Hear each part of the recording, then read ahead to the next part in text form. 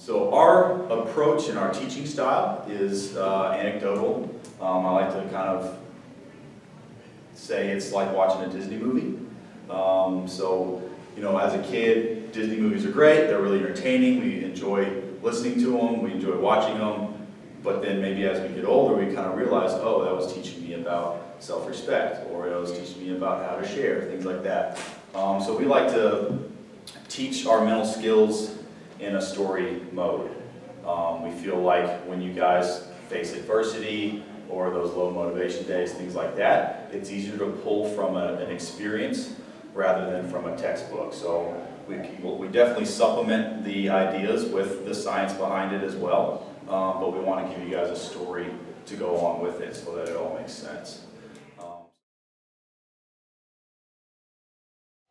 We all have this little man on our shoulder. Now, if you don't think you have a little man, all that stuff that's going through your head right now, all those little things, those thoughts that are going through your head, that's the little man whispering stuff in your ear. You are the one who sits back behind, and you get to pull and pick and choose which thoughts you listen to. You guys hear that little man on your shoulder where he says, "Well, don't say the wrong answer, everybody's going to laugh at you." Or, "Hey, don't go out there, don't make a mistake, or coach is going to pull you." You know those stuff that goes through your head? That's not you. That's the little man that's whispering that stuff in your ear. You have the ability to tell him to shut up. Hey, shut up, man. And you get to tell yourself a positive thing to be able to keep you locked into an AB. There's a guy out there on the mountain, he's throwing hard, and he just threw one by you, and you're out there going, the little man is going to sit there and say, "Oh man, this guy throws too hard for you to hit. I hope he doesn't throw me a breaking ball. Oh, I hope he doesn't do this. I hope he doesn't do that." Instead of, "Hey, get up here, get down early, see the ball, drive it." That's what you get to tell yourself. Or you get to live listening to the little man and what he's telling you to do. Thoughts are what you actually pull from and live from. It's like food. You guys choose what to put in your mouth, chew up and swallow, right? Nobody forces you and holds you down and puts food in your mouth and makes you chew it and swallow it. You guys choose what to put into your mouth, chew it up, and swallow it. If I sit and eat 10 candy bars a day for 2 months, what's my body going to look like? Be thicker. You're going to get bigger. You're not going to feel very good because you haven't ate anything healthy. You're going to feel like crap. Your body's going to get bigger and bigger and bigger and bigger, right? But you chose it because you chose to eat those candy bars. Just like your thoughts. Your mind is affected by what you choose to think about.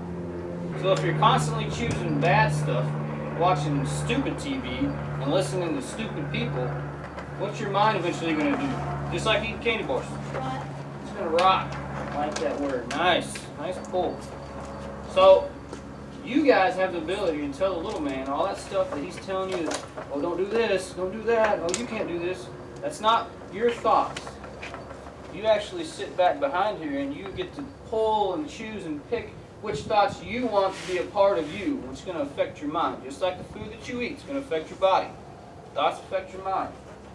I like to think about 3 W's on your mind. You got the witness, which is the real you, who sits back behind. He's the witness to what's going on in the front of your head, what's going on that projector screen.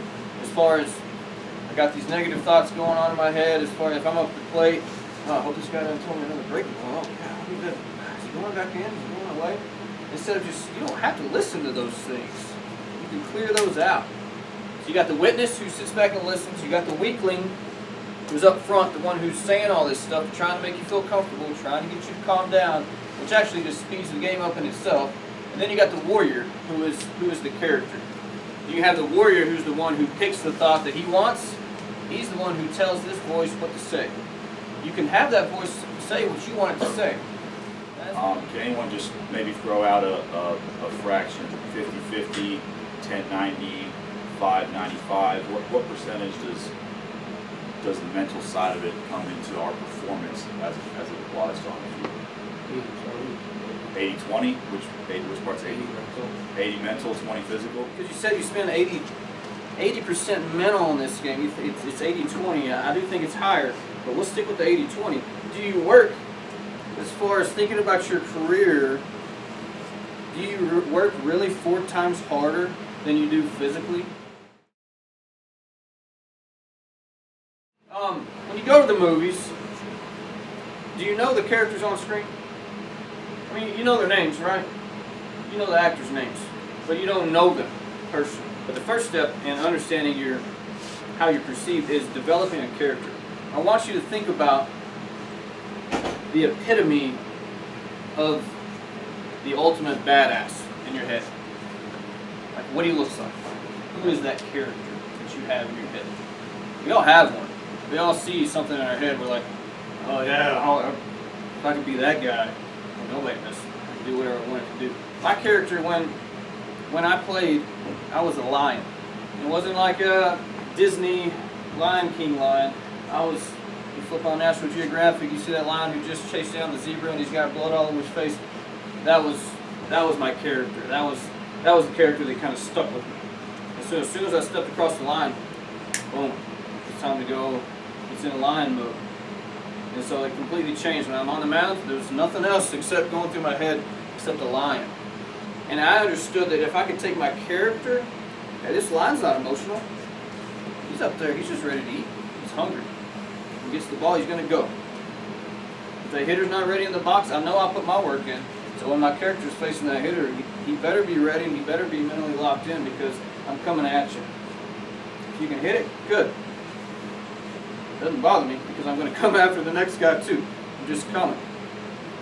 I think one of the important things as far as how you look at your character and how you switch that mode is it's not a light switch, right? So we can't be at the dorms, you know, in the mess hall, whatever, and then we get to the locker room and, you know, talking to our friends, putting our jersey on, whatever. We lace it up, we go warm up, we play catch, and then all of a sudden you see Smitty at the meeting at the home plate. It's like, oh, cool, it's game time. Let's go. I'm gonna put my gladiator gear on and go. So treat the character transition as more of a dimmer switch. When you think of your character, try to add as much detail as possible. You know, if you can get as specific as, you know, skin tone, the exact things he wears, or, you know, if it's an animal, you know, what are some specific features? Is it an animal that's been through some hard times? Maybe it's got some scars on its face, things like that. So the more detail you can add to it, the more you're going to be able to buy in and believe in it. First lesson I learned when I signed professionally with the Red Sox, he came in and it was Ben Cherington. He comes in and tells this weird story, and we're all like looking at each other, what the hell is he talking about? He said, I want to welcome you guys to the Red Sox.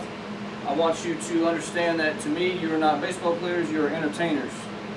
And I didn't really understand what he meant, but it's the same way. Just like we pay our $8 to $10 now, whatever it costs to go to a movie, people are paying money to buy tickets to go to a game, to be entertained for a couple hours, just like in a movie, right? So, as a player on the field, do you understand what character it is that you're taking out there? Do you understand how you're being perceived, what it is? I played with guys who were gladiators. I had a guy, his name was Blake Maxwell. He's a coach up in North Carolina somewhere right now, but he had an empty seat next to him. And I remember sitting there. We were in the bullpen in Portland. There's an empty seat sitting next to Maxwell, and we had a new guy come in, a rookie come in, and he went to sit down in that seat next to Max, and Max is like, "Man, get the hell out of here. My stuff's in that seat. There's nothing in the seat. Like, it's an empty chair." And what are you talking about, Max? And the rookie was asking, "What are you talking about? There's nothing in the seat." And everybody else in the bullpen knew what was going on. Like, don't sit in Maxwell's empty seat. Bullpen, phone rings. Hey, get Max going. Maxwell's sitting there. He's grabbing his gladiator gear. His gladiator gear, his helmet, and his chest protector, and his legs. He had this invisible gladiator gear that he put in his seat next to him. As soon as he picked up his gear, he told the rookie, "What's up? Got my stuff out." But he put that helmet on and he put his gear on to be able to get into his character mode. And then he started warming up, and he's locked in until his inning was over, or the outing was over.